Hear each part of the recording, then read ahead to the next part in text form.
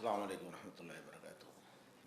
கண்ணியத்திற்குரிய எல்லாம் வல்ல அல்லாஹு ஜல்ல ஷானஹு தஆலாவின் நல்லடியார்களே, இஸ்லாம் கூறும் குடும்பவியல் என்ற இந்த தொடரிலே இன்றைய தினம் குடும்பத்தில் ஏற்படக்கூடிய பிரச்சனைகள், என்னென்ன மாதிரி பிரச்சனைகள் நமக்கு மத்தியில் ஏற்படும், அந்த பிரச்சனைகளை நம்ம எப்படி எதிர்கொள்வது, அந்த பிரச்சனைகளை எப்படி சால்வ் பண்ணுவது என்பதற்கும் இஸ்லாத்தில் தெளிவான வழிகாட்டுதல் இருக்கிறது. பொதுவாக குடும்ப வாழ்க்கையில் பிரச்சனை எங்கே வரும் என்று கேட்டால் நிறைய பிரச்சனைகள் வரும்.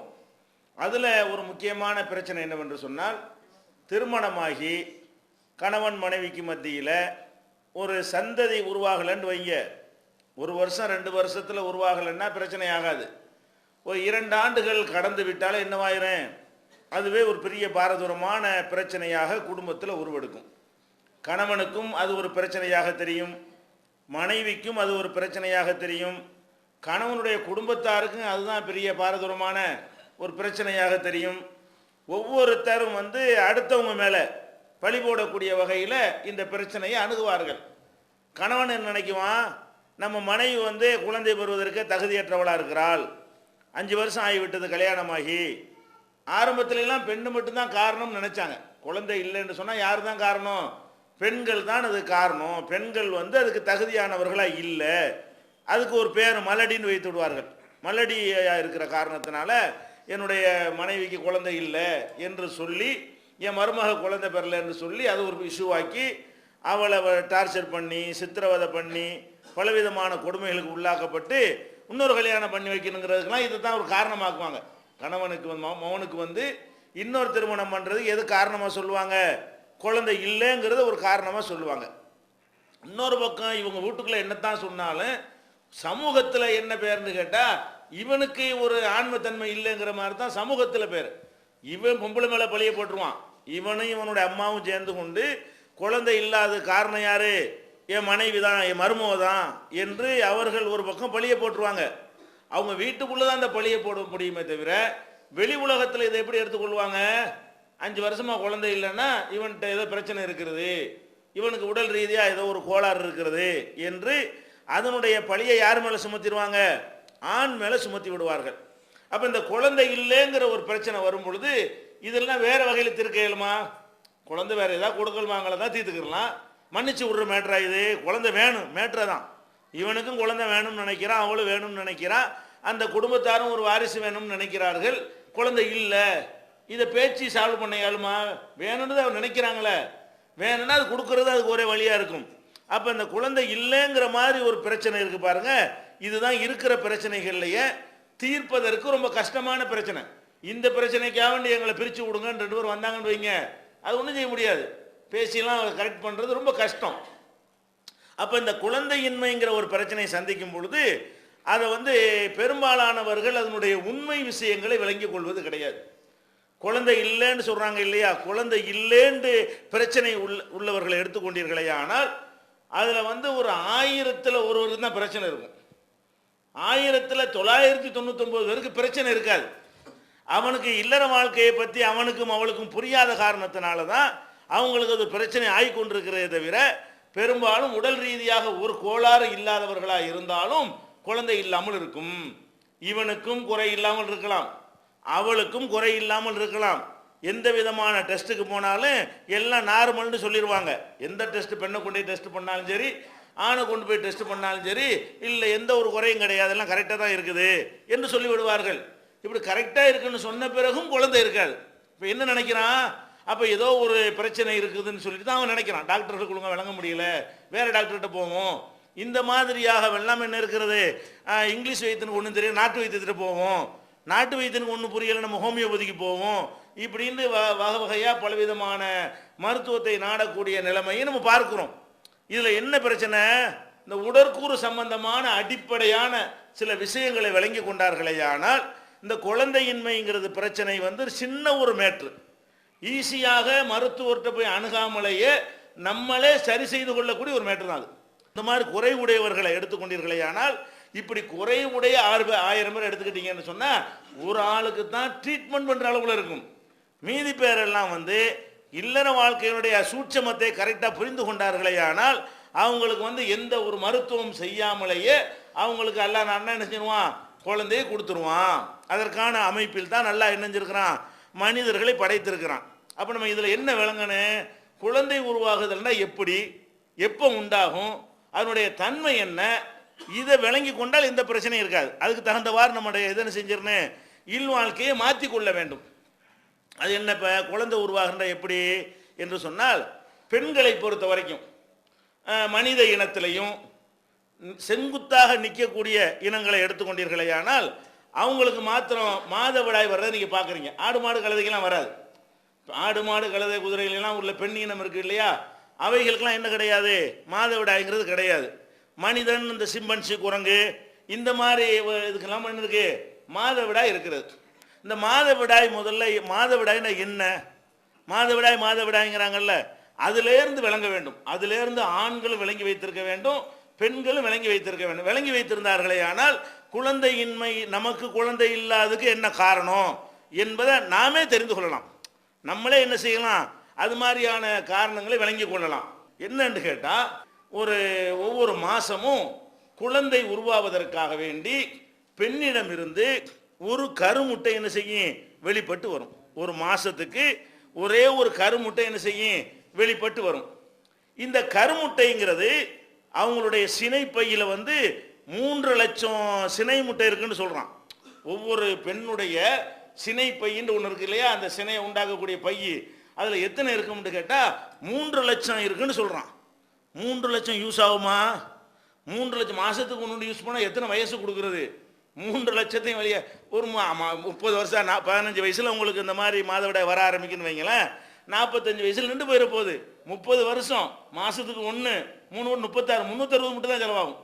அதான் 3 லட்சம் சினையில் வந்து அவங்களுக்கு செலவாகக்கூடிய எத்தனை தான், வெறுமனே மாதத்துக்கு 1ங்கிற கணக்கில் எடுத்தீங்கன்னா வருஷத்துக்கு 12 முட்டை, அப்புறம் 30 வருஷத்துக்கு 360 முட்டை. 360 வெளியாவதற்காக வேண்டி எத்தனை மடங்கள்லாம் வச்சுருக்கிறான்.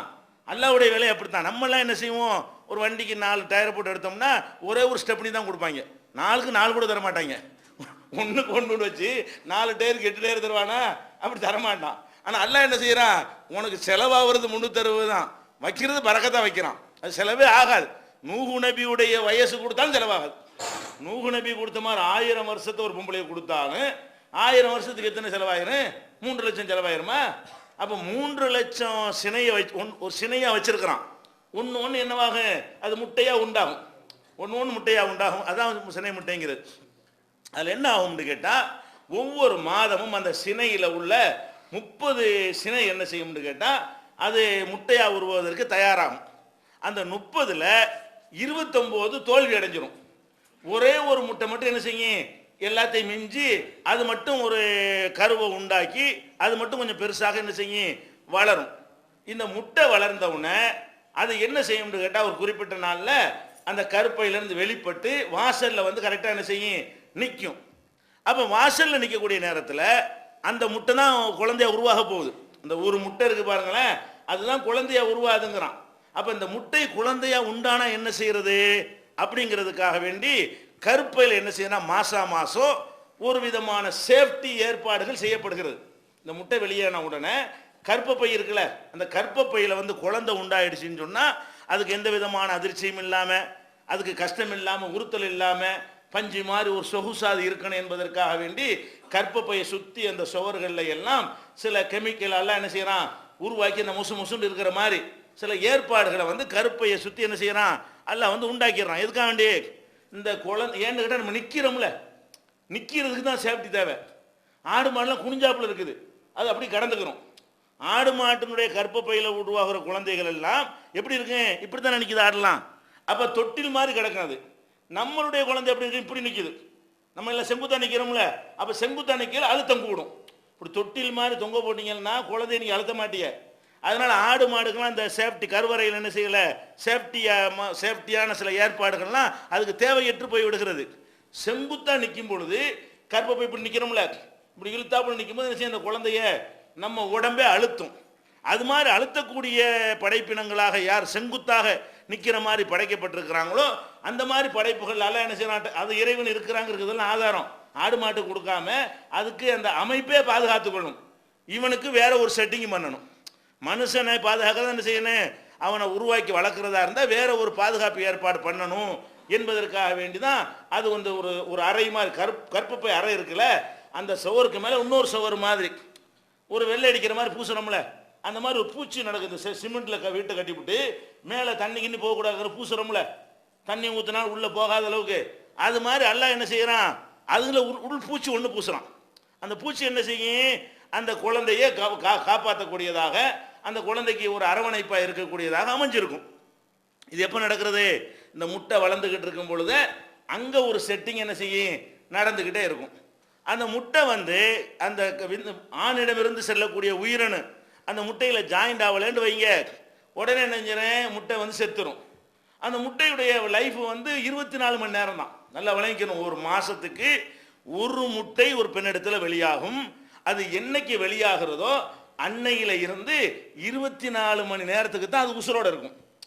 முட்டையும் செத்துரும். முட்டைக்கு உள்ள அந்த எது சத்து என்ன இருக்கேன், குழந்தையை உருவாக்கக்கூடிய தன்மை 24 மணி நேரத்துக்கு தான் இருக்கும். அப்போ அந்த 24 மணி நேரத்துக்குள்ள ஆணுடைய உயிரணு போய் சேர்ந்தா தான் குழந்தை பிறக்கும். அந்த சினை முட்டை உருவாகி கருமுட்டை உருவாகிறதுக்கு முன்னாடி போய் அவன் இல்லறத்தில் ஈடுபட்டாலும் சரி, அது உடஞ்சி போன பிறகு செத்து போன பிறகு போய் ஈடுபட்டாலும் சரி, குழந்தை உண்டாகும். 30 நாளில் ஒரே ஒரு நாள் தான் குழந்தை பெற சான்ஸ். நல்லா விளங்கிக்கிறங்க, குழந்தை உருவாகிற சான்ஸே எப்போ இருக்கிறது, ஒட்டுமொத்த 30 நாளில் வந்து ஒரு 24 மணி நேரம் தான். அந்த எந்த நேரங்கிறது ஆளுக்கு மாறுபடும். வெறும் 24 மணி நேரத்துக்கு மட்டும்தான் ஒரு பெண்ணால் கருத்தரிக்க முடியும் ஒரு ஒட்டுமொத்த மாசத்திலேயே. அப்படின்னா நீ கணக்கு பண்ணிக்கிறங்க, 30ல் ஒரு பங்கு தான் வாய்ப்பு இருக்குது குழந்தை உருவாகுவதற்கு. இயற்கையாக வாய்ப்புன்னு சொன்னால் நீங்கள் கணவன் மனைவி சேர்ந்த உடனே எல்லாம் குழந்தை பிறந்துடாது. என்னைக்கு அந்த கருமுட்டை உற்பத்தியாகி வெடித்து வருகிறதோ அன்னையில இருந்து ஒரு 24 மணி நேரம் டயத்துக்குள்ள ஆணுடைய உயிரணுபதில் சேர்ந்தா தான் என்ன செய்யும், குழந்தை பிறக்கும். 24 மணி நேரம் ஆன உடனே முட்டை நினைஞ்சிரும் வீணா போயிருமா.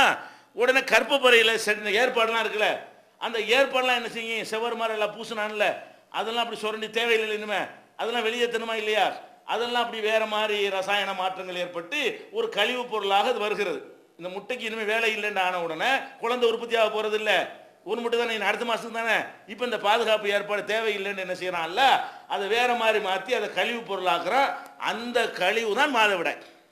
குழந்தை வளர வேண்டும் என்பதற்காக வேண்டி கற்பப்பை சுவத்தில் ஒரு ஏற்பாடு, ரசாயன பூச்சி மாதிரி சில பூச்சிகளை எல்லாம் ஏற்படுத்துகிறான். அது முட்டை 24 மணி நேரம் அந்த முட்டை செயலிழந்த உடனே இனி இந்த மாதம் வராது, அது வரைக்கும் டிஸ்டர்பாக இருக்கு இந்த சாமான் சொல்லிட்டு எல்லாம் என்ன செய்யறான், அதை வேற ஒரு வகையாக கழிவு பொருள் ஆக்கின உடனே அந்த கழிவு வெளியேறணும். இல்லாட்டி பெண்களுக்கு உடல்நல ரீதியாக கெடுதி ஏற்படும். குழந்தைக்கு சேஃப்டிக்கு இது பண்ணியாச்சு, குழந்தை இப்போ இல்லை. அப்போ அது வெளியாகுதா இல்லையா, அந்த வெளியாவதற்கு சில நாட்களை எடுத்துக்கொண்டு அது கரெக்டாக என்ன செஞ்சிடறேன், அந்த ரத்தம்ங்கிற வடிவத்துக்கு வர்ற மாதிரி ப்ராசஸ் நடக்கும். பூச்சி மாதிரி ஒரு ப்ராசஸ் நடக்கும். பூச்சியாக பூசப்பட்ட இந்த செவத்தில் சுண்ணாம்பு மாதிரி பூசியாச்சுல, இதை தண்ணி ஆக்குறாந்தா லிக்விட் ஆக்குறாந்தா அதுக்கு சில இதெல்லாம் கலந்து ரசாயனம் ஆக்கி இப்படி கலந்த தண்ணி மாதிரி ஆயிரும்ல, அந்த மாதிரி ஆக்கக்கூடிய வேலை உள்ள நடக்கும். பூச்சி மாதிரி பூசினதை வந்து வேற ஒரு மெட்டீரியல் ஆக்கி லிக்விட் மாதிரி ஆக்கி அதை வந்து வெளிப்படையாக வெளியே கொண்டு வருவதற்காக அந்த காரியங்கள்லாம் நடந்து அது வரக்கூடியதான் மாதம் அந்த முட்டை வடித்து ஒரு நாள் என்ன செய்யும், அது வர ஆரம்பித்து 3 நாள் 5 நாள் என்ன செய்யும், அந்த கழிவுகள் வெளியே வருகிறது. இப்போ நீங்கள் என்ன விளங்கணும், இதான் குடும்ப வாழ்க்கையுடைய பிரச்சனை. அப்போ ஒரு மனிதன் ஆம்பளை பொம்பளையும் சேர்ந்த உடனே இவன்கிட்ட என்னதான் கரெக்டான குழந்தை பெறக்கூடிய தன்மை இருந்தாலும் சரி, அவள்கிட்ட என்னதான் மாதம் கரெக்டாக கருமுட்டைகள் உற்பத்தி ஆகி கொண்டிருந்தாலும் சரி, சேர வேண்டிய நேரம் ஒத்து போனால்தான் குழந்தை பிறக்கும். அந்த நேரத்தில் இல்லாமல் வேற நேரத்தில் நீங்கள் வந்து சேர்ந்தீர்களே ஆனால் என்ன செய்யாது, குழந்தை பிறக்கவே பிறக்காது. அந்த நேரம் எது, அதுக்கெல்லாம் கணக்கு வச்சிருக்கான் இன்னைக்கு. அதுக்கெல்லாம் கணக்கு இருக்குது. என்ன கணக்கு, குழந்தை இல்லாத தம்பதிகள் இருக்காங்கல்ல, அவங்களும் சரி, இருக்கிறவங்க வேணான்னு நினைக்கிறீங்கல்ல, அவங்களுக்கும் இது உதவும். ஒரு குழந்தை இருக்குது, இப்போதைக்கு குழந்தை வேணான்னு நினைக்கிறீங்க, இதுக்காண்டி மருந்து மாத்திரை போட்டு சைடு எஃபெக்ட்லாம் உண்டாக்கி காப்பர்ட்டின்னு வச்சு அது மாதிரி மாலாட்டின்னு வச்சு என்னத்தையும் போட்டு சாப்பிட்டு பலவிதமான இடையூறுகள் இல்லைன்னு சும்மா சொல்லுவாங்க அரசாங்கத்தில். எதுக்காக வேண்டினா மக்கள் தொகை குறைக்கிறதுக்காக வேண்டி. அவ்வளவும் சைடு எஃபெக்ட். அரசாங்கத்தில் சைடு எஃபெக்ட் இல்லைன்னு சொல்லுவது அது எல்லாமே மெடிக்கலுக்கு எதிராக மக்களை கெடுக்கிறதுக்காக வேண்டி, நம்பரை குறைக்கிறதுக்காக வேண்டி சொல்கிற பொய்கள். கண்டிப்பாக சைடு எஃபெக்ட் ஏற்படும். அதற்கான இயற்கையாக வரக்கூடியதை தடுத்து நிறுத்துவதற்காக நீங்கள் என்ன ஏற்பாடு செஞ்சாலும் சரி என்னவாகும், உடல் ரீதியாக பெண்களுக்கு பாரதூரமான பின் விளைவுகளை அது ஏற்படுத்தும். அப்போ என்ன பண்ணுறது, அதுக்கு ஒரு கணக்கு சொல்கிறான். என்ன கணக்கு சொல்கிறான்னு சொன்னால், இப்போ மாதவிடாய் ஏற்படுதுன்னு வைங்க, 1ஆம் தேதிக்கு மாதவிடாய் ஏற்படுது.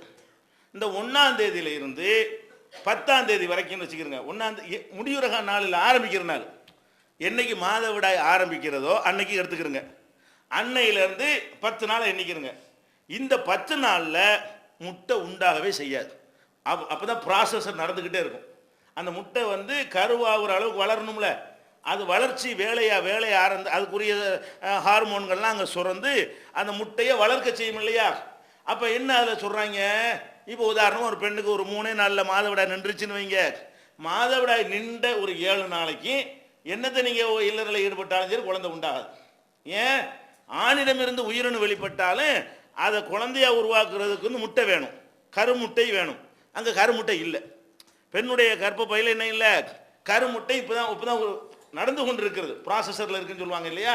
இப்போ தான் வளர்ந்து கொண்டே இருக்கிறது. அது வளர்ந்து வெளியே கரெக்டாக வாசலில் வந்து காத்துக்கிட்டு நிற்கும். ஒரு அளவுக்கு வந்தோன்னு என்ன செய்யும், காத்து கொண்டு நிற்கும்.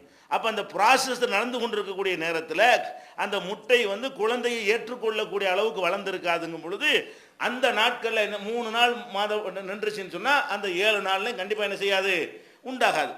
அதே மாதிரி வந்து 5 நாள் மாதவிடாய்ன்னு சொன்னால் மாதவிடாய் நின்ற அடுத்த ஒரு 5 நாளைக்கு கண்டிப்பாக உண்டாகாது. அதுக்கு சான்ஸே கிடையாது. ஏன், உண்டாகிறதுக்கு அந்த முட்டை வேணும்ல, முட்டை தான் இல்லையே. அப்போ அது எப்போ கரெக்டான அது முட்டை எப்போ வருங்கிறான்னு கேட்டால் மாதவிடாய் ஏற்பட்ட நாளில் இருந்து 14ஆவது நாளில் தான் அது ஓரளவுக்கு என்ன செய்யும், கரெக்டான ஒரு அளவுக்கு வரும். 14ஆவது நாளில் என்ன செய்யும், அது ஒரு கரெக்டான அளவுக்கு வரும். கருவை சுமந்து கொள்வதற்கு தகுதி அப்படிங்கிற நிலை வரும். அந்த கரெக்டாக இது சுழற்சி உள்ளவங்களுக்கு தான் மாதம் 28 நாளில் 29 நாளில், சில பேருக்கு தாறுமாறான 1 மாதம் 33, 1 மாதம் 25ன்னு கொஞ்சம் வைங்க, அவங்களுக்கு இந்த கணிப்பதில் கொஞ்சம் குழப்பங்கள் ஏற்பட்டு போயிடும். சீராக இருக்கக்கூடியவங்களாக இருப்பார்களே, ஆனால் அவங்களுக்கு என்ன வரும், 14ஆவது நாளில், அதாவது ஒரு மாதம் மாதவிடாய் முடிஞ்சு 14ஆவது நாள் இல்லை, ஏற்பட்டதுலேருந்து 14ஆவது நாள் என்னைக்கு ஏற்பட ஆரம்பிக்கிறதோ அன்னையிலேருந்து ஒரு 14ஆவது நாளில் தான் என்ன செய்யும், அந்த முட்டை வந்து ஆவரேஜாக சராசரியாக மனிதர்களுக்கு வந்து அந்த கர்ப்ப பையிலிருந்து வெளியே வந்து அந்த குழாய் வாசலில் கரெக்டாக காத்து கொண்டு நிற்கும். எதற்காக வேண்டி, அது வந்து ஆணுடைய உயிரணு வருதா என்பதற்காக வெயிட் பண்ணக்கூடிய நேரம். அந்த நேரத்தில் நீங்கள் தாம்பத்தியில் ஈடுபட்டு அப்போ போய் இந்த உயிரணு போய் டச் பண்ணால் மட்டும்தான் என்ன செய்யும், குழந்தை உருவாகும். 24 மணி நேரம் உயிர் இருக்கும். 24 மணி நேரம் 14ஆம் அன்னைக்கு வர்றது 15ஆம் அன்னைக்கு வரைக்கும் இருக்கும். இன்னைக்கு காலையில் 8 மணிக்கு அது வந்து வெளியே நின்றுன்னு சொன்னால் நாளை காலை 8 மணி வரைக்கும் 24 மணி நேரத்துக்குள்ள அதான் உயிரோடு இருக்கக்கூடிய நேரம், கருமுட்டை உயிரோடு இருக்கக்கூடிய நேரம். அந்த நேரத்தில் இல்லறத்தில் ஈடுபட்டால் மட்டும்தான் என்ன செய்யும், அந்த குழந்தை உற்பத்தி ஆகும். அந்த நாளில் உயிரணு ஆணிடமிருந்து உயிரணு போகலைன்னு வைங்க, அது லைஃப் அவ்வளோதான். அதுக்கு 24 மணி நேரம் தான் லைஃபு. அதோடு என்னவாயிரும், முட்டை செத்துரும். செத்தவனை என்னவாயிரும், இது செத்தவனை அங்கே கமாண்ட் ப்ரோக்ராம் அங்கே போயிடும், செத்துருச்சு முட்டை, ஏற்பாடு இல்லை. அதான் மழையினால மீட்டிங் கேன்சல்னா மைக் செட்லாம் ஊற்றுன்னு சொல்கிறோம்ல, அது மாதிரி தான் விளங்குதா. மீட்டிங்கு மழை வந்துருச்சுன்னா என்ன பண்ணிடுவோம், மழை வந்தோடனே எல்லாம் கேன்சல் பண்ணுன்னு சொல்கிறோம்ல, அது மாதிரி என்ன செய்யும், இந்த முட்டை செத்தவுடனே அங்கே உத்தரவு போகும், இனி உனக்கு வேலை இல்லை, சேஃப்டிலாம் இல்லை, இந்த மாதம் குழந்தை வரப்போகிறது இல்லை, முட்டை கிடையாதுன்னு சொன்ன உடனே ப்ரோக்ராம் என்ன செய்யும், அப்போ இருக்கிறதெல்லாம் தொடச்சி சுத்தம் பண்ணு, அந்த கர்ப்பப்பையில் பூசின பூச்சிகள் என்ன செய்ய எல்லாத்தையும் கிளீன் பண்ணி வெயிட் எதுக்கு எக்ஸ்ட்ரா சுமந்துக்கிட்டு இருக்கணும். இப்படி மாதம் ஏற்றினா என்ன ஆகுறது, 4 மாதத்துக்கு வரலன்னு வைங்க, அது அப்படி போய் செவர் 2 மடங்காக போயிடும். செவருடைய அளவு சேஃப்டிக்காக பூசப்பட்டது மேலும் பூசப்பட்டுட்டு போனால் அது வந்து கர்ப்பப்பை இல்லாமல் போயிடும். அதுக்காக எல்லாம் என்ன பண்ணுறான், காலைச்சலத்தை வெளியேற்றுறதுக்காக என்ன செய்யும், அதுலேருந்து வெளியேற ஆரம்பித்து விடும். அதுக்கு பிந்தி இல்லறத்தில் ஈடுபட்டாலும் என்ன இருக்காது, குழந்தை உண்டாகாது. அந்த கருமுட்டை வந்து ப்ராசஸர் நடந்து கொண்டு இருக்கும் பொழுது இல்லறத்தில் ஈடுபட்டாலும் குழந்தை உண்டாகாது, அது வெடி செத்து போயிருச்சு அப்படின்னு சொன்னால் அதான் அடுத்த மாதவிடாய் வருவதற்கு ஒரு 7 நாள், அடுத்த மாதவிடாய் வருவதற்கு ஒரு 7 நாள் இருக்குல்ல, அந்த காலகட்டத்தில் ஒருத்தர் இல்லறத்தில் ஈடுபட்டாலும் என்ன செய்யாது, குழந்தை உருவாகாது. அப்போ நம்ம வந்து இல்லை குழந்தை வேணும்னு நினைக்கக்கூடியவர்கள் என்ன பண்ணணும், நம்ம அந்த மத்தியமான நாள் இருக்குல்ல, மாதவிடாய் ஏற்பட்டுச்சோ அன்னையிலேருந்து ஒரு 13ஆம் நாள் கணக்கு பண்ணிக்கிறங்க. 13வது நாள் வரைக்கும் நல்லா சிரமம் நல்லா சாப்பிட்டு என்ன செய்யும், உடம்ப ரொம்ப வச்சுக்கிருங்க. 13, 14, 15 அந்த மாதிரி நாட்களை தேர்ந்தெடுத்து, என்ன சில பேருக்கு 13ல் வந்துடலாம், சில பேருக்கு 14ல் அந்த முட்டை வந்து தயாராகலாம், சில பேருக்கு 15ல் வரலாம். அதனால மாதவிடாய் ஏற்பட்டதுலேருந்து ஒரு 12வது நாளில் இருந்து அந்த 15வது நாள் வரைக்கும் உள்ள டேட்டை கரெக்டாக ஃபிக்ஸ் பண்ணி கொண்டு அந்த நேரத்தில் ஈடுபட்டால் மட்டும்தான் என்ன செய்யும், குழந்தை உற்பத்தி ஆகும். இதை விளங்காம குழந்தை என்ன செய்வான், மாதம் மாதம் லீவ் போட்டு போவான். எல்லாம் அவளுக்கு அன்னைக்கு தான் மாதவிடாய் முடிஞ்ச நாளாக இருக்கும். கரெக்டாக போவான். மாதத்துக்கு முன்னாடி லீவ் கொடுத்துருவாங்களா, நான் மாதம் மாதம் மனைவிட்ட போயிட்டு தான் வர்றேன், பிள்ளை வர மாட்டேங்குது, எப்படி வர, முட்டை இல்லாத முனை எப்படி வரும், அதுக்குரிய நேரத்தை தேர்ந்தெடுத்து போகணுமா இல்லையா? இது வந்து பெண்களுக்கும் அந்த நாலேஜ் கிடையாது, ஆம்பளைக்கும் கிடையாது. உடனே என்ன செய்யறான், இது 5 வருஷம் இந்த மாதிரி போயிட்டு போயிட்டு வந்து கடைசியில் ஒன்றும் இல்லாமல் போனவனே அவன் என்ன நினச்சிக்கிறான், நம்மள்ட்ட என்னமோ இருக்குது, அவள் என்னமோ இருக்குன்னு நினைக்கிறான். அவங்க சும்மா இருந்தாலும் விட மாட்டேங்கிறாங்க, வீட்டில் உள்ள ஆளுங்க இன்னும் சும்மா இருக்கிறிய அப்படின்னு கேட்பாங்க. என்ன செய்வாங்க, பொம்பளையில் பார்க்குற இடத்துல எல்லாம் ஏன் புழு பூச்சி இல்லையா ஒன்றும் அப்படின்லாம் கேட்பாங்க. அதுக்காக என்ன பண்ணுவாங்க, சரின்னு டாக்டர்கிட்ட போனால் டாக்டர்களில் 99 இந்த மாதிரி டாக்டர்கள் ஃப்ராடுகள். வேற வயிற்று வலி தலைவலிக்கு உள்ள டாக்டர்லாம் ஒழுங்காக இருப்பாங்க. இந்த பாலியலுக்கு உள்ள டாக்டர் பூராவும் என்னது 99 பேர் என்னது அம்புட்டு ஃப்ராடு கேஸு. அவங்க என்ன பண்ணுவாங்க, டெஸ்ட்லாம் பண்ணுவாங்க, எல்லாம் கரெக்டாக இருக்குது, சரியான ஏமாளி பிள்ளைவாக இருக்காங்க அப்படின்னு சொல்லி என்ன செய்வாங்க, சும்மா டானிக்கு இருக்கிற அந்த சத்துள்ள மாத்திரைகள் அதை எழுதி தந்து நீங்கள் வந்து மென்சஸ் வர டேட்டெல்லாம் கரெக்டாக குறிச்சிக்கிடுவாங்க. குறிச்சிட்டு வந்து என்ன செய்வான், 10வது நாளில் நீங்கள் வாங்கன்றுவான். மென்சஸ் ஏற்பட்டு 11வது நாளில் வாங்க வந்தவொடனே என்ன செய்வான், வழங்காமல் போவானா, அன்னைக்கு ஒரு ஸ்கேன் எடுத்து பார்ப்பாங்க பொம்பளைய, அந்த கருமுட்டை என்ன லெவலில் இருக்குது, அது என்னைக்கு வெளியே வரும்னு தெரிஞ்சிடும். இன்னைக்கு வந்து நாளை கழிச்சு வெளியே வர்ற மாதிரி இருக்குன்னொடனே நீங்கள் வந்து இப்போ இந்த 2-3 நாளைக்கு சும்மா இருந்துட்டு இந்த 2 நாளைக்கு நீங்கள் எல்லா இடத்துல ஈடுபடுங்க, அதுக்குரிய மெடிசன்லாம் கொடுத்துருங்க. மெடிசன் ஒரு இடம் கிடையாது, அந்த நேரம் கரெக்டாக தேர்ந்தெடுத்து கொடுத்துட்டு இந்த மெடிசனுங்கிற ஏமாத்திரக்குள்ளது. சும்மா விட்டமின் மாத்திரை இருக்குதுல, ஏதாவது மாத்திரை பிகாமிசனத்தை எழுதி கொடுத்துருவாங்க, பேர் தெரியாத மாத்திரையா பார்த்து என்ன செய்வான், எழுதி கொடுத்துருவான். அது லட்சக்கணக்கில் பீஸை போட்டு விட்ருவாங்க, அது 10,000 போட்டு விட்டு என்ன செய்வான், ஒரு 4-5 மாதம் அந்த மாதிரி டாக்டர்கிட்ட போனோடனே அவன் அந்த ஸ்கேன் எடுத்து பார்த்து சினை முட்டை உண்டாயிருக்கும்ல அந்த டேட்டை கரெக்டாக கணிச்சு அதுக்கு 2 நாளைக்கு முந்தி என்ன செய்வான், நீங்கள் எந்த நாளில் இது பண்ணுங்க சந்தோஷமாயிருங்க, நாங்கள் அதுக்குள்ளே மருந்தெல்லாம் கொடுத்துருக்குறோம், இந்த மருந்து வேலை செய்ய, ஒரு மருந்து கிடையாது, ஒரு இலவும் கிடையாது, இயற்கை வேலை நடக்குது, அதை கண்டுபிடிக்கிறான். அவ்வளவுதான், ஸ்கேன் எடுத்து பார்த்து என்ன செய்யறான், கண்டுபிடிக்கிறான். அப்போ ஒரு கோளாறும் இல்லாதவர்களுக்கு இவன் என்ன நினைச்சுக்கிறான், மாத்திரையை போட்டு என்னமோ கொடுத்து நம்மளுக்கு பிள்ளை உண்டாக்கிட்டார் இவன். அந்த பொம்பளை என்ன நினைக்கிறது, நமக்கு என்னமோ மெடிசன்லாம் கொடுத்து ஒரு இதுக்கு ஒன்றும் இதுக்கெல்லாம் மருந்து மாத்திரலாம் ஒன்றும் கிடையாது, அதெல்லாம் நல்லா கரெக்டாக வச்சிருக்கிறான், அதெல்லாம் இயற்கை என்ன செஞ்சிடும், அது உண்டாகி போயிடும்.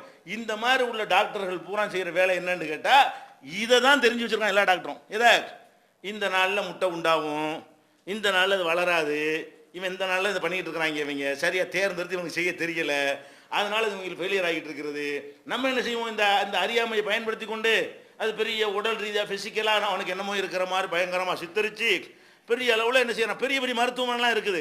எல்லாமே என்னன்னு பார்த்தீங்கன்னா இந்த டேட்டை ஃபிக்ஸ் பண்ணி தர்றது, ஒரு 6 மாதம் கொடுத்தான்னு சொன்னால் ஒரு கூட்டாயிரும், கரெக்டான நாளை வந்துருச்சுல, ஒரு 6 மாதம் அது மாதிரி பண்ணினாங்கன்னு சொன்னால் அந்த கருமுட்டை வரக்கூடிய நாளை தேர்ந்தெடுத்து இல்லறத்தில் ஈடுபட்டார்களே. ஆனால் இந்த குழந்தை இல்லைன்னு சொல்லக்கூடியவர்களில் 1000-900 பேருக்கு உண்டாயிரும். குழந்தை இல்லைங்கிற கம்ப்ளைண்ட் உள்ளவர்களில் அல்லா நாடுனா, அல்லா ஒன்று நாடுனதுக்கு எல்லாத்துக்கும் மேலே முஸ்லீம்ங்கிற வகையில் அது ஒரு கூடுதல் நம்பிக்கை இருக்குன்னு மெடிக்கல் ரீதியாக உள்ளதான் நம்ம சொல்கிறோம். இந்த மாத்திரைக்கு தலைவலி போவோம்னா அல்லா நாடினா தான் போகுங்கிற விஷயம் தனியாக அதில் சேர்த்துக்கிறேன்னு வழங்குதா, எல்லாத்துக்குமே அப்படி தான் ஒரு விஷயத்தை சொன்னோம்னு சொன்னால் அதுக்கு மேலே எதையும் வச்சுக்கிறேன்னு அல்லா நான்னா நம்ப முடியாத ஒரு காரணத்தை ஏற்படுத்தி இருக்கிறது இல்லாமல் ஆக்கிடுவான், இல்லாத இருக்க வச்சு விடுவான், அது தனி மேட்ரு, அவனுடைய மேட்ரு தனியாக வைத்துக்கொள்ள வேண்டும். நான் வந்து பொதுவாக வந்து அந்த நம்பிக்கையை மனசில் வைத்துக்கொண்டு இதை என்ன செய்யணும், புரிந்து கொள்ள வேண்டும். அப்போ இந்த குழந்தை வேணான்னு நினைக்கக்கூடியவங்க என்ன செய்யுங்க, ஒரு பேச்சுக்கு மாதவிடாய் ஏற்பட்டு நிற்கிதுல நின்று ஒரு 5 நாளைக்கு சந்தோஷமாக இருங்க, எந்த சேஃப்டி ஏற்பாடும் பண்ண வேண்டியதில்லை, குழந்தைலாம் உருவாகாது. அல்லது அந்த 14 வச்சுக்கிட்டா ஒரு 14க்கு பதிலாக என்ன செய்யுங்க, ஒரு 18 வச்சுக்கிறங்க, ஒரு ஒன்று சேஃப்டிக்காக வேண்டி கொஞ்சம் முன்ன பண்ணி இருக்கலாம்ல. மாதவிடாய் ஏற்பட்டிருந்து ஒரு 18 நாள் கழிச்சு விட்டு அதுக்கப்புறம் நீங்கள் வாடுங்க என்ன செய்யுங்க, இல்லத்தில் ஈடுபடுங்க. அங்கே முட்டை கிடையாது, குழந்தையை சுமப்பதற்குரிய சினை முட்டை கருமுட்டை என்ன செய்யலை, அங்கே உண்டாகவில்லை. இதுதான் இதில் உள்ள கணக்கு. ஆனால் இதில் என்ன, இந்த விஷயங்கள்லாம் விளங்கி இருந்தார்களே, ஆனால் இதுக்கு போய் இந்த மாதிரி மருந்து மாத்திரைலாம் பண்ணுவாங்களா, இதுக்கெல்லாம் மெடிக்கல் பண்ணுவாங்களா? அப்போ இந்த விஷயங்கள் யார் சொல்கிறது கிடையாது, யாருக்கும் தெரியறதும் கிடையாது. எந்த அளவுக்கு இருக்கிறாங்கன்னா, இப்போ நம்மளாம் சின்ன பிள்ளைங்களுக்கெல்லாம் யாபகம் இருக்குது, ரெட்டை வாழைப்பழத்தை ரெட்டையே வந்துடும்ல, அதை சாப்பிட்டா ரெட்டை பிள்ளை பிறக்குமாங்க. எவ்வளோ நாலேஜ் பாருங்களேன். அந்த காலத்துடைய மக்களுக்கு வந்து எங்கள் மாமா ஒருத்தர் இருந்தார். அவர் என்ன சொல்லுவார், ரெட்டை வாழைப்பழம் சாப்பிட்டோம்னு சொன்னால் அப்போ சொல்லுவார், என்ன சொல்லுவார்னா, பொம்பளை பிள்ளைய வந்து கொடுத்துடாதிய, நம்ம பொம்பளை பிள்ளைய கொடுத்துரும், ஆம்பளை கொடுக்கலாம். ஏங்கன்னு கேட்டால், வேற பொம்பளை தானே கஷ்டப்பட போறா, எப்படி இந்த ரெட்டை பிள்ளை பெறுவதற்காக கஷ்டப்படுவாளாம். நம்ம பொண்ணு கொடுத்துடக்கூடாது, நம்ம பொண்ணு கொடுத்தா அது கஷ்டப்படும். நம்ம என்ன செய்யணும், ஆம்பளை பிள்ளைக்கு மட்டும் ரெட்டை பிள்ளை கொடுக்கலாம், ரெட்டை வாழைப்பழம் கொடுக்கலாம். ஏன்னு கேட்டால், இன்னொரு வீட்டு பொண்ணு தானே வந்திருக்குது, நம்ம பெத்த பொண்ணா கஷ்டப்பட போகுது. எப்படி நாலேஜ்னு பாருங்க, நாலேஜ் இப்படி இருக்குது, நோக்கத்தையும் பாருங்க எப்படி கெட்ட எண்ணம். மருமக கஷ்டப்படணுமா, மோக கஷ்டப்படக்கூடாதான். இதுதான் அந்த காலத்தில். அதனால தானே வெத்திலையை துப்பி சாவளை மீது கொடுத்தாரு, புள்ள வச்சுக்கிறாங்க. இந்த நாலேஜ் இருக்கிற காலத்தில் இப்படி சொன்னால் நம்பியிருப்பாங்களா? வெத்திலையை சாப்பிட்டா அது இப்படி புள்ள வரும்னு கேட்டிருப்போமா இல்லையா? யாருக்கோ குழந்தை இல்லையா, சாவளை மீது ஆண்டவர் ஒரு போனாராம், குழந்தை இல்லைன்னு வெத்திலை மண்டு என்ன கொடுத்தாராம், அது அம்மா திண்டாகலாம். உடனே குழந்தை எப்படி வாய் வழியாக போகிறதுல எப்படி குழந்தை உண்டாகும்? அது எப்படி, அது அது மலைக்குடலுக்கு தானே போகும், அது கர்ப்பப்பைக்கு போவாத. அது குழந்தை. இந்த நாலேஜ்லாம் இல்லாத காலத்தில் இப்படிலாம் அவுளியாக்கள் பேரில் கதையை கட்டினது கூட காரணம் என்ன? இந்த விஷயங்கள் விளங்கவில்லை. என்ன விஷயம்? குழந்தை உருவாகிறது வந்து இதுதான் மெத்தேடு, இது தவிர ஒன்றும் கிடையாதுங்கிறது விளங்கி கொள்ள வேண்டும். அப்போ இந்த குழந்தை இல்லாத ஒரு பிரச்சனை இது. அடுத்து என்னன்னு கேட்டால், நிஜமாகவே பிசிக்கலாகவே சில கோளாறும் இருக்குது. இதெல்லாம் வந்து கரெக்டாக உள்ள ஆட்களுக்கு, இதெல்லாம் கரெக்டாக உள்ள ஆட்களுக்கு. இது இல்லாமல் என்ன செய்யணும்னா, 1,00,000 ஒரு ஆளுக்குங்கிற ஒரு கணக்கில், மொத்த மக்களில் 1,00,000 ஒரு ஆளுக்குங்கிற கணக்கில் வந்து ஆணுடைய அந்த விந்தில் வந்து சிகப்பு அணுக்கள் இருக்காது. வெள்ளை அணு சிகப்பு அணு கலந்துருக்கும் இல்லையா? அதை வந்து டெஸ்ட் பண்ணோம்னு சொன்னால் அதனால தாம்பத்தியத்துக்கெல்லாம் பாதிக்காது, சந்தோஷமாக இருக்கிறதுக்கெல்லாம் அது பாதிப்பாக இருக்காது. ஆனால் அந்த உயிரணுல வந்து இந்த 2 அணு கலந்து இருந்தால் தான் என்ன செய்யும், அது குழந்தையாக உருவாவதற்குரிய சக்தி உள்ளதாக இருக்கும். அது சக்தியற்ற உயிரணுக்களாக இருக்கும். அதனால் என்ன செய்ய முடியாது, ஒரு குழந்தைய உருவாக்க இயலாது. அந்த மாதிரி டெஸ்ட் பண்ணுவாங்க. அந்த உயிரனுடைய எண்ணிக்கையை கலந்து வெள்ளை எவ்வளோ இருக்குது, சிகப்பு எவ்வளோ இருக்குன்னு ஆராய்ச்சி பண்ணுவாங்க. அதில் வந்து நில்லுன்னு ரிப்போர்ட் வந்துச்சுன்னு வைங்க, எதுவுமே இல்லைண்டு அந்த ஆம்பளையை கொண்டு என்ன செய்யாது, குழந்தை உருவாகாது. இதை டாக்டருக்கும் ஒன்றும் செய்யலை, நல்லா வாங்கிக்கிறங்க. இப்படி இதுதான் மேட்ருன்னு சொன்னால் இதில் என்ன முடியாது, உயிரணுங்கிறது அறவே இல்லை, நில்லுன்னு ரிப்போர்ட் வந்துருச்சுன்னு சொன்னால் அந்த அதாவது விந்தை டெஸ்ட் பண்ணுவாங்க. அந்த உடம்புல உள்ள ஒரு சதையை எடுத்துக்கொண்டு என்ன செய்வாங்க, அந்த பயாப்சின்னு ஒரு டெஸ்ட்டும் பண்ணுவாங்க. இந்த டெஸ்ட்டுகள்லாம் பார்த்துட்டு என்ன செய்வாங்க, இவருக்கு வந்து அந்த உயிரணுக்களில் பிரச்சனை இருக்குது. உயிரணு பிரச்சனை இருக்கிறதுனால எதை பாதிக்காது, கணவன் மனைவி சந்தோஷமாக இருக்கிறத பாதிக்காது. அதுக்கு இதுக்கு சம்மந்தமே கிடையாது. அந்த உயிரணு தான் வீக்காக இருக்கிறத விட பிசிக்கலாக உடம்புல வீக்குன்னு அர்த்தம் கிடையாது. உடம்புல நல்ல திரகாத்திரமாக இருந்தாலும் அது ஒன்றும் பாதிக்காது. அப்போ அந்த மாதிரி யாருக்காவது இருந்தால், இது 1,00,000 இருந்தால், இவர்கள் டாக்டர்கிட்ட போனார்களே ஆனால் இந்த குழந்தை தரக்கூடிய டாக்டர் எந்த டாக்டர்னா ஒன்றும் செய்யலை. அவன் யாருக்கு தான் வைத்தியம் பண்ணுவான், யாருக்கு நோய் இல்லையோ, நேரங்காலம் தெரியாமல் புரியாமல் இருக்கிறானோ அவன்கிட்ட தான் இந்த விளையாட்டுலாம் காட்டி அந்த டாக்டர்கிட்ட போனேன் சரியா போச்சு, இந்த டாக்டர் சரியா போச்சுன்னு சொல்லுவாங்களே தவிர, இந்த மேட்ரு இருக்குமே ஆனால் அதுக்கு என்ன கிடையாது, எந்த அலோபதிலையும் கிடையாது, ஹோமியோபதிலையும் கிடையாது. ஆனால் ஒன்று தான் அதில் இருக்கிறது. என்ன இருக்கிறது, அல்லாஹ் நாடினால் இது இல்லாததில் உண்டாக்குவான். அது ஒன்று தான் இருக்கு அவர்களுக்கு. நம்ம என்ன செய்யணும், ரிப்போர்ட்டை பார்த்துடணும். நில்லுன்னு வந்துருச்சா, எவன் எந்த வைத்தியமும் இல்லை. மனிதர்களுடைய இதுவரைக்கும் கண்டுபிடிக்கப்பட்ட வைத்தியத்தில் வந்து இருக்கிறத இம்ப்ரூவ் பண்ணலாம். ஒரு 10% இருக்கிறத என்ன செய்யலாம், மருந்து கொடுத்து 11 ஆக்கலாம். 11 இருந்தால் மருந்து கொடுத்து 25 ஆக்கலாம். இம்ப்ரூவ் பண்ண முடியும். ஒரு மரக்குச்சி நடுறோன்னு வைங்களேன், அதில் ஏதாச்சும் லேசாக அது உயிர் சத்து இருந்தால் பூண்டி வச்சு உரத்தக்கரத்தை போட்டு கிளப்பிடலாம். மொத்தமாக தண்ணி வேக வச்சு ஒரு சுடுதண்ணில் போட்டு வேக வச்சு ஒரு முருங்கை குச்சி நட்டால் வருமா? காஞ்சா கூட வளரும். 6 மாதம் வெயிலில் போட்டால் கூட வளரும். ஏன், அதில் கொஞ்சோன்னு உயிர் சத்து இருக்கும். அது தண்ணியில் வச்சு ஊண்டணும்னு அதுலேருந்து எடுத்துக்கிட்டு ஒரு மாதிரியாக இம்ப்ரூவ் பண்ணிக்கணும். அதுவே என்ன செஞ்சிடறேன், உரத்தக்கரத்தை போட்டு ஒரு மாதிரி இம்ப்ரூவ் பண்ணிடும். ஒரு முருங்கை கட்டை எடுத்து நல்லா சுடுதண்ணி நல்லா கொதிக்க வச்சு வேக வச்சு அதுக்கப்புறம் போய் ஒன்றுனா வளருமா? அதில் டோட்டலில் க்ளோஸ் பண்ணிட்டோம், நில். அதில் என்ன இல்லை, உயிருங்கிறது இல்லைன்னு ஆகி போச்சு. இல்லைன்னு ஆன பிறகு அதுலேருந்து எவனாலும் உருவாக்க இயலுமா? மனிதன் வந்து இருக்கிறதுகளை இம்ப்ரூவ் பண்ணுற மாதிரி மட்டும்தான் அதில் கொடுக்கப்பட்டிருக்கானே தவிர இல்லாத ஒன்றை உண்டாக்குதல்ங்கிற கான்செப்டே மனிதனுக்கு கிடையாது. மனுஷனுக்கு என்ன செய்யல, அல்ல அதை மனுஷனுக்கு அல்லாவுக்குள்ள வித்தியாசம். எந்த ஒரு மேட்டராக இருந்தாலும் சரி, இல்லைன்னா உண்டாக்க இயலாது. ஒன்று மாற்றலாம், அந்த மாதிரி அதான் பண்ண முடியுமே தவிர அதை வந்து அல்லாஹ் கொடுக்கவே இல்லை. அப்போ என்ன விளங்கிக்கிறேன்னு, இதில் ஒரு பஞ்சாயத்து இருக்குது, நம்மளுக்கு அல்லாஹ் அப்படி தான் படைச்சிருக்கிறான். அப்போ என்ன செய்யணும், நம்ம ஒரு முடிவுக்கு வரணும். இதெல்லாம் மிஞ்சி அல்லாஹ் நாடினால் நமக்கு குழந்தைய தருவான். அதுக்கு என்ன செய்யறான் அல்லாஹ் திருக்குறான்லயே நமக்கு ஒரு சம்பவத்தை சொல்லி காட்டுறான். ஜக்கரியா நபி அவர்களை சொல்லி காட்டுறான். அவர் தள்ளாத வயசு உடையவர் ஆயிட்டார்.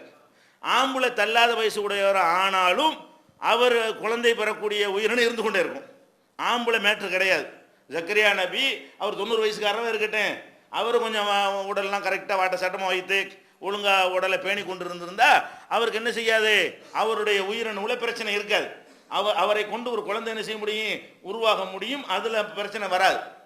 பெண்ணை பொறுத்த வரைக்கும் அவங்க ஒரு 15 வயசில் அந்த சினை முட்டை உருவாக ஆரம்பித்து மாதம் மாதம் வரக்கூடிய அந்த தன்மை இருக்குதுல்ல, அது 45ஓடு நின்று போயிடும். அதிகபட்சமாக போனால் ஒரு 50-55 வரைக்கும் சில பேருக்கு வந்து ரேராக உள்ளவங்களுக்கு என்ன செய்யும், 55 வரைக்கும் வேண்டாம் இழுக்கும். 55 வயசுக்கு மேலே மென்சஸ் நின்றுடும். ஏன் மென்சஸ் நிற்கிது, முட்டை உற்பத்தி ஆகலை. 3 லட்சம் இருந்தால் கூட அதுக்கப்புறம் அது பேசாமல் கடன்றுவான்ல. 3 லட்சம் இருக்குது சேனை இருந்தாலும் உனக்கு அந்த இனிமேல் அந்த தகுதி இல்லைன்னு சொல்லிட்டு அதோட பிளாக் பண்ணி விடுவான்ல. இப்போ என்ன செய்யாது, ஒன்றும் உண்டாகாது. உண்டாகலைன்னா இப்போ இப்படி குழந்தை உண்டாகுமா?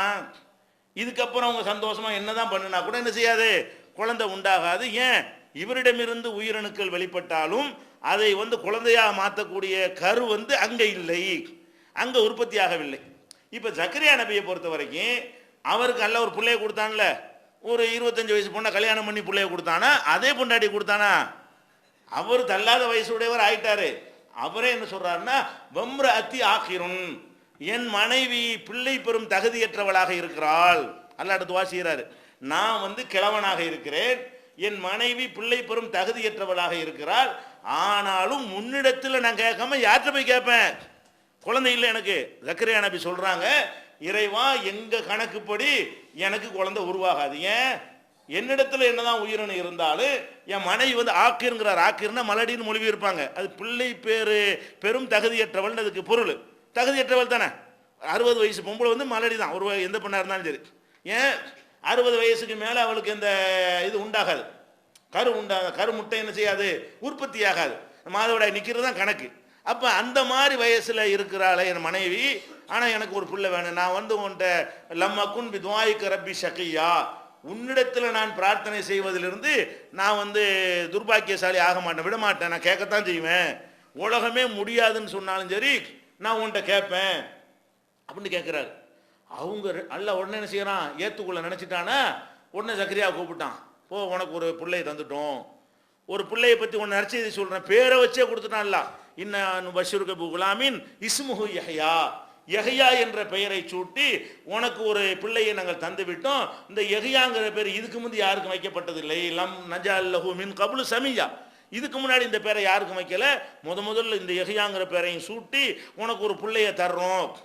அவருக்கு நம்ப கூட முடியல. ஏன் நம்ப முடியல, என்னடா நம்ம பாட்டு கேட்டு வச்சோம், அல்லாஹ் தர்றாங்கிறான், எப்படி தருவான்? இந்த பொண்டாட்டி தான் வயசு போன பொம்பளையா இருக்காள, எப்படி இந்த கிழவி இருக்கும்போது எப்படி பாருங்க அப்படின்னு என்ன செய்யறாரு அவரை சந்தேகப்பட்டு, ரப்பி ஜல்லி ஆயா, யாரெல்லாம் நீ தந்துட்டேன்னு சொல்ற, அது எப்போ 1.5 மாதம் 2 மாதத்துக்கு பிறகு தானே அது தெரியும், குழந்தை உண்டாயிடுச்சு என்ற ஒரு மேட்ரு வந்து எப்போ தெரியும்? அதுவும் இந்த மென்சஸ் எல்லாம் வந்துகிட்டு இருக்கிற ஆளுக்கு தான் அது கூட தெரியும்.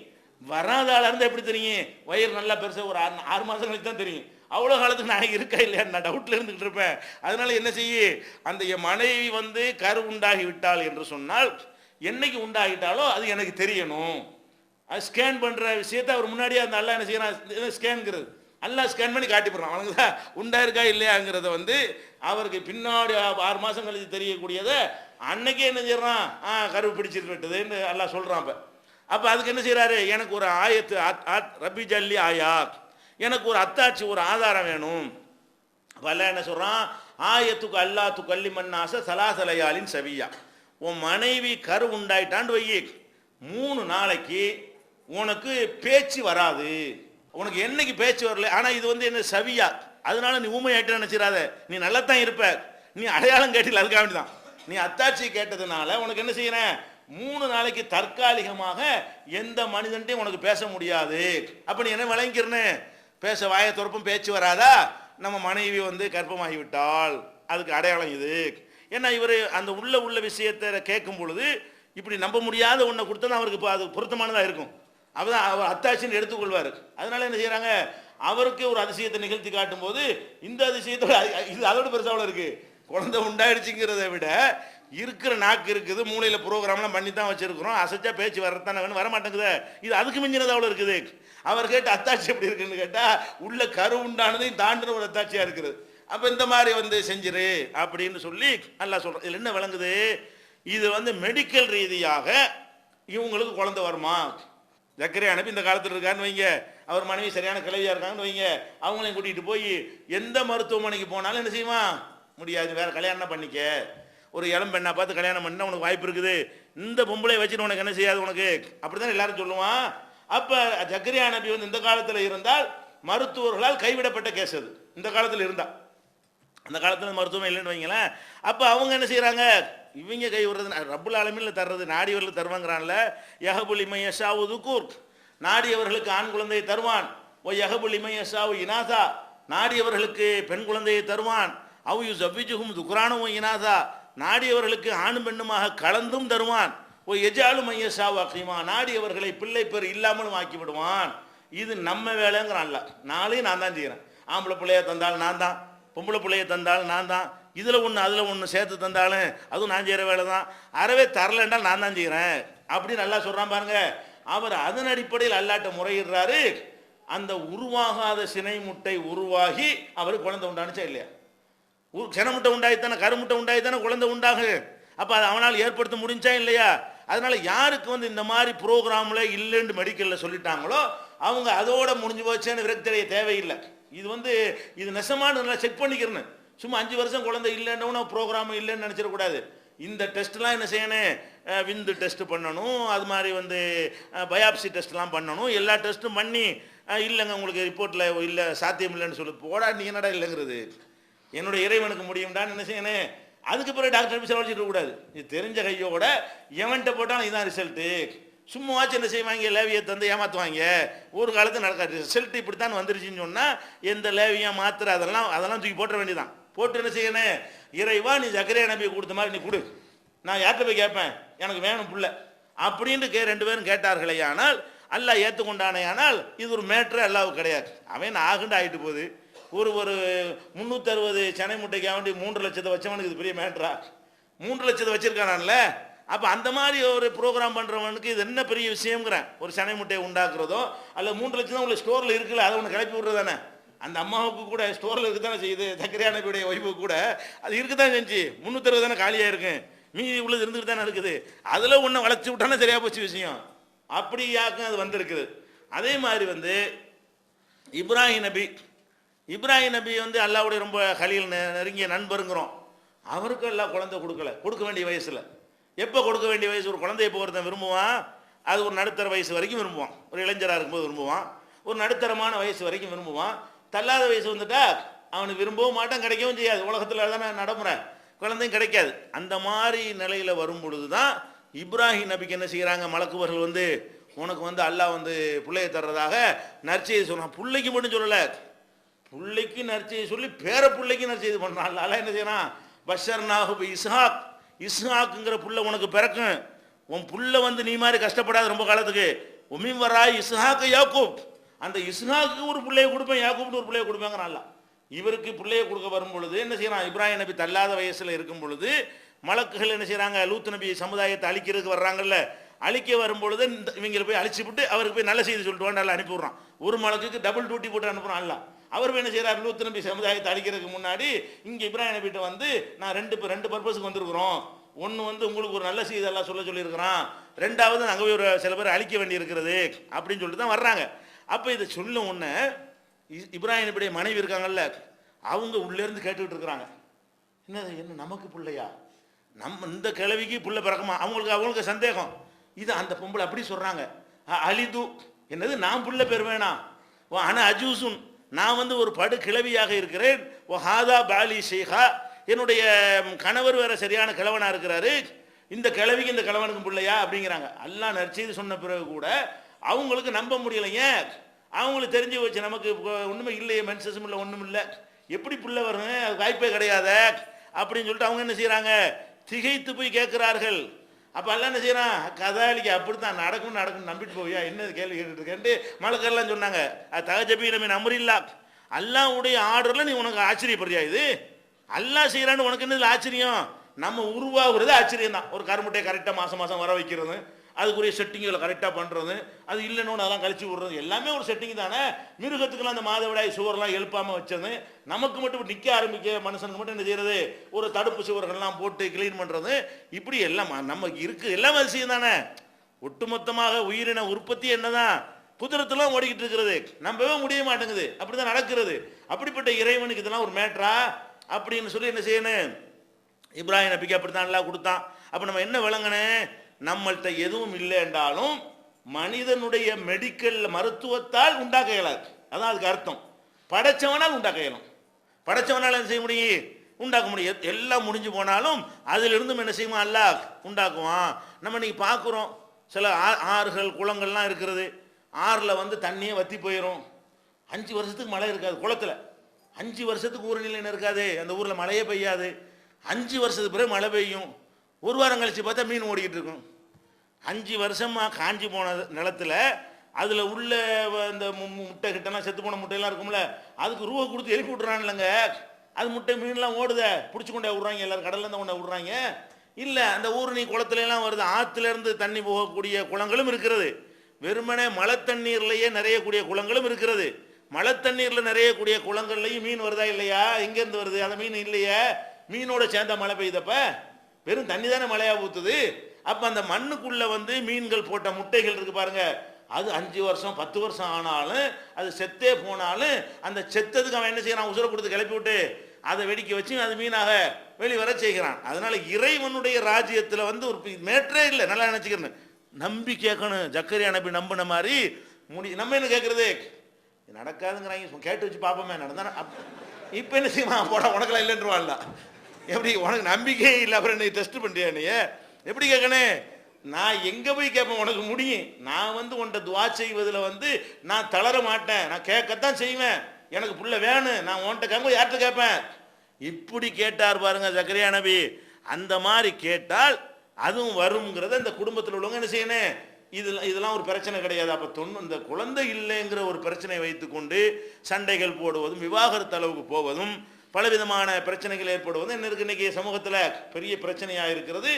இது ஒரு அடிப்படையான விஷயம். இந்த குழந்தை விஷயத்தை நீங்கள் என்ன செய்யணும், தெளிவாக விளங்கி கொள்ள வேண்டும். அல்லா நாடுனா குழந்தைய கொடுத்துருவோம், அதுக்கு மேலே உள்ளவங்களுக்கு துவா செஞ்சுக்கிட்டே இருங்க, எல்லாம் ரிப்போர்ட் பண்ணிட்டானா இது.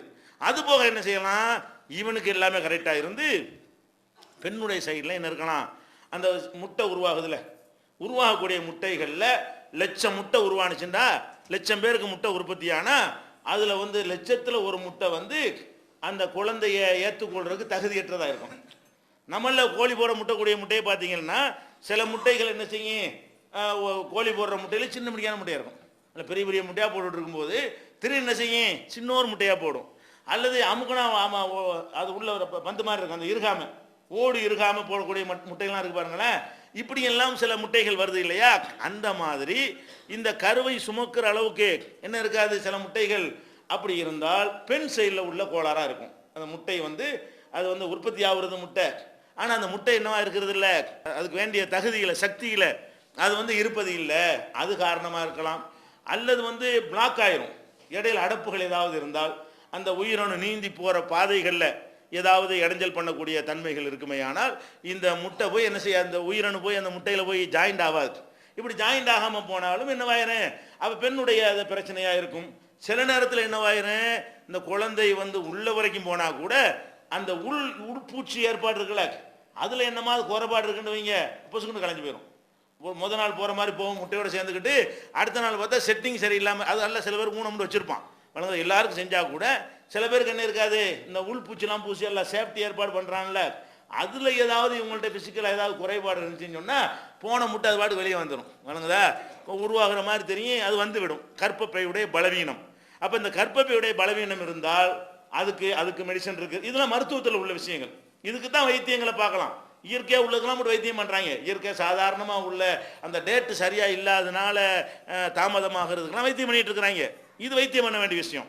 அது கர்ப்பப்பையுடைய வாசலில் அடைப்பு இருந்தாலேயோ, அல்லது புற்றுநோய் இருந்தாலேயோ, அல்லது அந்த கர்ப்பப்பையுடைய அந்த உட்பூச்சி சுவர்களில் பூச்சிகள் ஏதாவது கோளாறு இருந்தாலேயோ, அது மாதிரி சில இந்த கர்ப்பப்பை தொடர்பான ஏதாவது பிரச்சனைகள் இருந்தால் அப்போ அவங்களுக்கு என்னவாகும், அது வந்து குழந்தை உண்டாகிறதுல பஞ்சாயத்து ஏற்படும். இதுதான் குழந்தை இல்லாமல் போகிறதுக்கு காரணம். ரெண்டு பேருக்கும் சமமாக இருக்கலாம். அதாவது குழந்தை இல்லைன்னு சொன்னால் இவனுடைய இந்த தன்மையினாலேயும் ஒரு காரணம் இருக்கலாம், அவளுடைய இந்த மாதிரியான ஒரு பிரச்சனையும் காரணமாக இருக்கலாம். அது எல்லாருக்கும் ஒரே மாதிரி இருக்குன்னு சொல்ல முடியாது. சில வீட்டில் இவனுக்கு இருக்கலாம், சிலருக்கு அவங்களுக்கு இருக்கலாம். சில பேருக்கு அதிசயமாக ரெண்டு பேருக்குமே கோளாறு இருக்கும். சில பேருக்கு நினைஞ்சிடறேன் இவனுக்கும் அது சரியில்லாமல் இருக்கும், அவளுக்கும் சரியில்லாமல் இருக்கும், இப்படிலாம் கூட இருக்கும். இந்த மாதிரிலாம் அவன் இருக்கலாங்க. நம்ம என்ன விளைக்கிறேன்னு உடனே குழந்தை இல்லைன்றவுடனே இவர் தான் காரணம்னுக்கிட்டு குற்றம் சாட்டுறது. இந்த காலத்தில் சாட்டை இல்லாது, கரெக்டாக டெஸ்ட் பண்ணி யாருன்னு தெரிஞ்சிடும். யாருன்னு தெரிஞ்சிட்டா கூட இதில் குறை சொல்றதுக்கு என்ன இருக்குது? நம்மளை செஞ்சுக்கிட்டோம். இதை எதில் ஒரு ஆளை குறை சொல்கிறான்னு என்ன செய்யணும்? அவராக செய்து கொண்ட வேலையில் குறை செஞ்சால் அவர் என்ன செய்யணும்? குறை சொல்லலாம். ஒரு ஆள் கருப்பாக இருக்காரு, நீ ஏன் கருப்பாக இருக்கிறேன்னா நான் என்ன பண்ணுறதுக்கு? நானே கருப்பாக ஆகிக்கிட்டேன். அவன் என்னை படைச்சு எப்படி இருக்கேன்? ஒரு ஆள் குள்ளமாக இருக்கார், நீ ஏன் குள்ளமாக இருக்கிறேன்னா அவன் மேலே என்ன இருக்கிறதுல? ஒருவன் குள்ளமாக இருக்கிறான்னா குள்ளமாக இருக்கிறதுக்கு அவன் ஏதாவது பொறுப்பாளியா? கருப்பாக இருந்தால் அவன் பொறுப்பாளியா? வீக்காக இருந்தால் அவன் பொறுப்பாளியா? அது மாதிரி நில்லுன்னு ரிப்போர்ட் வந்து அவனா பொறுப்பாளி. நம்ம என்ன செய்யணும்? இந்த மாதிரி வந்து விட்டது என்று சொன்னால் அப்பதான் ஒரு முஸ்லீம் நினைக்கணும், இந்த குழந்தை இல்லைங்கிற ஒரு விஷயத்தை ஒரு பஞ்சாயத்தை ஆக்கவே கூடாது. ஏன்? அது இறைவனை மீறக்கூடிய ஒரு தன்மை. இறைவன் வந்து நம்ம எல்லாமே மருத்துவம் பண்ணுங்க, மருத்துவம்லாம் பண்ணி இந்த லட்சத்தில் ஒரு ஆளை நீங்கள் இருந்துட்டேன்னு வைங்க, லட்சம் பேரில் ஒரு ஆளை நீங்கள் என்ன செஞ்சீங்க? இருந்துட்டீங்க. அப்போ என்ன பண்ணணும்? சரி, நம்ம மனைவி அந்த மாதிரி இறைவன் படைத்து விட்டான், நம்ம கணவரை அந்த இறைவன் அந்த மாதிரி படைத்து விட்டான், இதை நம்ம சபுர் செய்து ஒன்று அல்லாட்ட கேட்போம், அவன் நினைத்தால் தந்து விடுவான். அப்படியே தராவிட்டால் கூட நம்ம இந்த உலகத்துக்காக படைக்கப்பட்டவர்கள் இல்லை. ஒவ்வொருவருக்கும் ஒவ்வொரு விதமான குறையை எல்லாம் இணைஞ்சிருப்பான், கொடுத்துருப்பான். நமக்கு இந்த குறையை கொடுத்துருக்கான் போல இருக்குது. நீங்கள் புள்ள இல்லைங்கிற பெரிய குறையா நினைச்சிங்கன்னா, கண் இல்லாத எத்தனை வரும், அது எவ்வளோ பெரிய குறை. கண் இல்லாமல் கொஞ்சம் கற்பனை பண்ணி பாருங்களேன், ஒரு நாளைக்கு இருக்க முடியுமா உங்களுக்கு? கண் இல்லாமல் போச்சுன்னு சொன்னால் உலகத்தில் என்னமா எனக்கு தெரியுமா? முக்கால்வாசி சந்தோஷம் அவுட்டு. தான் இந்த அழகு கிழகு எல்லாம் இந்த கண்ணுனால வர்றது தானே. இந்த கண்ணு மட்டும் இல்லைன்னா எதை மனிதன் ரசிப்பான்? ஒன்றுமே கிடையாது உலகத்தில். நாக்கு திங்கிறது மட்டும்தான், வேற ஒன்றுக்கும் அவனுக்கு என்ன செய்யாது? காதில் கேட்குற சத்தமும் நாக்கில் இருக்கிற ருசியும் தான் முக்கியம். எல்லாம் மனிதன் அனுபவிக்கிற எல்லாமே கண்ணுக்காகத்தானே இருக்குது.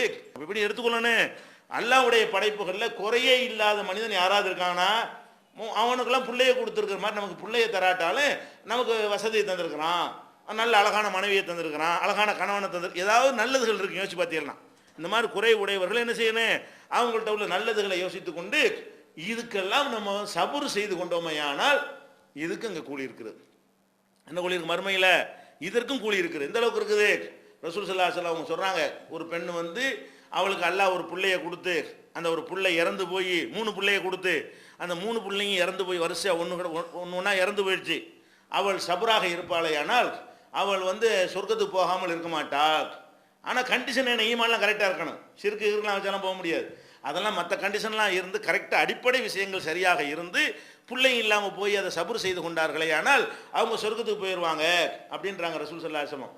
அப்போ வந்து ஒரு அம்மா எந்திரிச்சு கேட்குறாங்க, 3 பிள்ளைய பறி கொடுத்தா தான் இப்படியா, 2 பிள்ளைய பறி கொடுத்தா அப்படின்னு கேட்குறாங்க. அப்போ ரசூல் என்ன செய்கிறாங்க? 2 பிள்ளைக்கும் தான் புள்ள மேட்ரு கிடையாது, நீ சபுர் தான் மேட்ரு. இவனுங்கதா நீ சபுர் செய்கிறே பாரு, அதுக்கு தான் கூலிங்கிறதுனால 3ன்னு வந்து சொல்லிவிட்டாங்க. அவரு கேள்வி என்ன கேட்குறாங்க? 3 புள்ள மூத்தானா தான் இந்த அந்தஸ்து கிடைக்குமா? 2 புள்ள மூத்தாயி நாங்கள் சபுர் செஞ்சு அது கிடைக்காதாண்டவுடனே 2க்கும் தாங்கிறாங்க.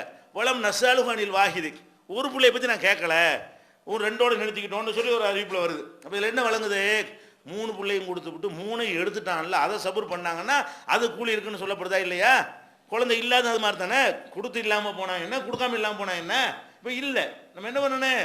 அல்லாஹ்வுக்கா செய்யலாம். நீ வந்து நீ எல்லாம் கரெக்டாக தான் செஞ்சுருப்ப, ஒவ்வொருத்தருக்கும் ஒரு சோதனை வச்சுருப்ப. பணத்தை கொடுத்து சோதனை, பணத்தை எடுத்து சோதனை, பிள்ளையை கொடுத்தாலும் சோதனை, பிள்ளையை எடுத்தாலும் சோதனை, ஆரோக்கியத்தை கொடுத்தாலும் சோதனை, ஆரோக்கியத்தை எடுத்தாலும் சோதனை, எல்லாமே சோதனை தான். அல்லாஹ்வுடைய படைப்புகளில் அவ்வளவும் சோதனை நீங்கள் விளைக்கணும். இந்த குழந்தை விஷயத்தை புரிந்து கொண்டு ஒருத்தருக்கு ஒருத்தர் ஆறுதலாக இருந்து கொண்டு, இதனால என்ன நீ இது பெரிய அல்லா தாலா அதுக்கு என்ன அப்படின்னு போயிடணும். இதெல்லாம் அந்த காலத்தில் இல்லை, மருத்துவம்லாம் இருக்கணும், ஒருத்தருக்கு ஆறுதல்லாம் சொல்லி எல்லாம் கடைசியாக வந்து இந்த பொய் சொல்கிறது இருக்குல்ல, இதெல்லாம் கூட சேர்த்துக்கலாம்.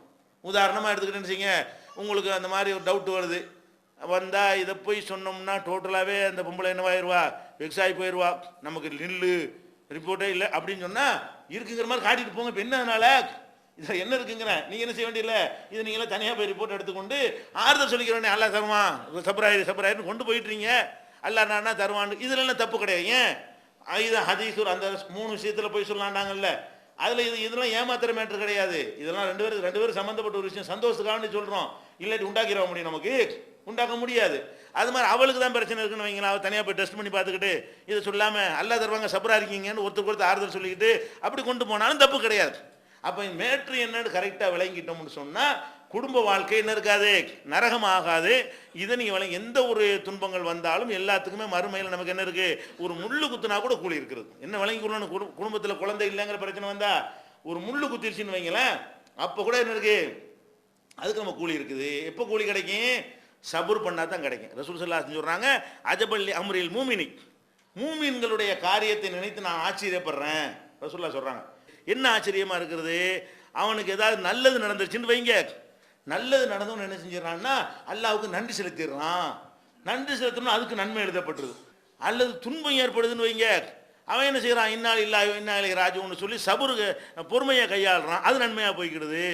அப்போ மூமினை பொறுத்த வரைக்கும் அவனுக்கு நன்மை ஏற்பட்டாலும் அது மறுமையில் நன்மை தான், தீமை உலகத்தில் தீமை ஏற்பட்டாலும் மறுமையில் நன்மை தான். இப்படி குடும்பங்களில் கரெக்டாக புரிந்து கொண்டார்களே ஆனால் இந்த பிள்ளை இல்லாத காரணத்தினால வரக்கூடிய எல்லா விதமான பிரச்சனை என்னவாயிரும், சால்வ் ஆகி போய்விடும். அப்போ ஃபஸ்ட்டு இந்த குடும்பங்களில் தெரிந்து கொள்ள வேண்டிய விஷயம் என்ன, குழந்தைக்காகத்தான் நம்ம கல்யாணம் பண்ணுறோம், குழந்தை வேணுங்கிறது தான் பண்ணுறோம்.